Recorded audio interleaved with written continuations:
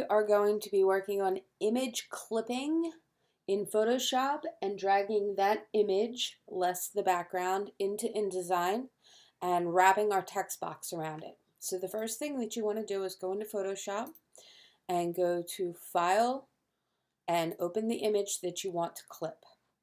So this is the image I want to clip. Next thing I want to do is go over to my paths, which should be located on your tool palette, or you can go into Window and click Paths, and that opens up your Paths palette. Go to your 4 lines in the top right and go to New Path. Name it the path that you need it to be. Hit OK. Go over here, select your pen tool, and then you want to clip out your image and what you want to appear on your screen. You can spend a lot of time on this or not a lot of time on it.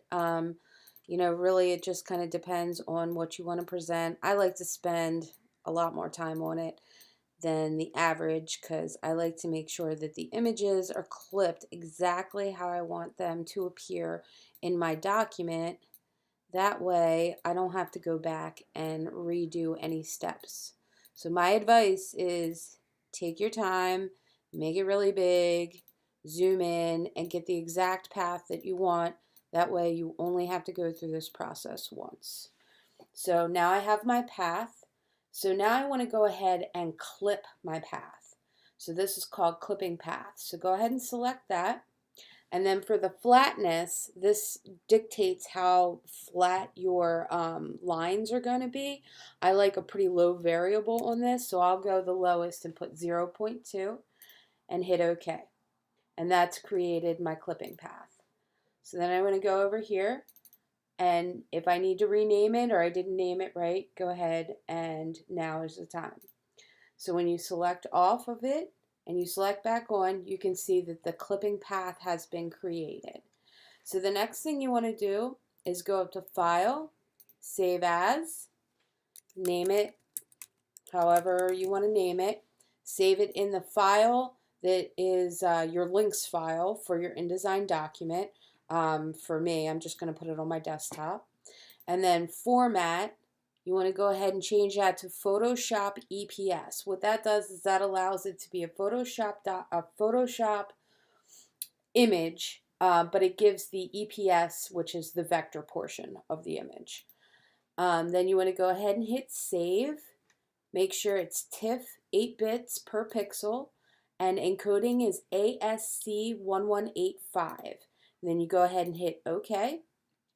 And your image is saved. So the next thing you want to do is bring up your InDesign document. You have your text box where you want to bring in your image. So you want to go up here to File, Place, look for the image that you just finished.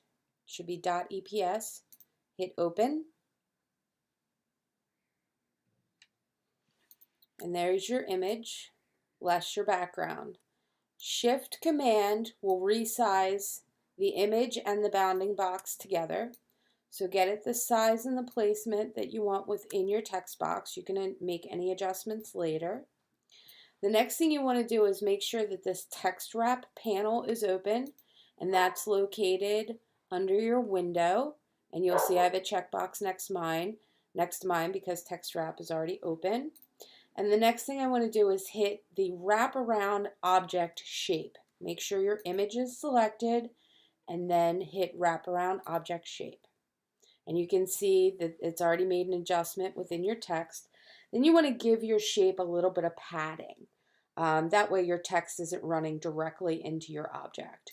So I'm going to go ahead and add just a little bit of padding to give it some room. And you can see this little blue box around here. This is showing you where your padding is compared to your original clipping path. And you can make that as big or as small as you need it to be. You also have wrap options on here where you can do just the right side, just the left side, both right and left sides. I, of course, would want both right and left sides. And then your contour options are in here. I want mine to be the clipping path, hence the purpose of all this.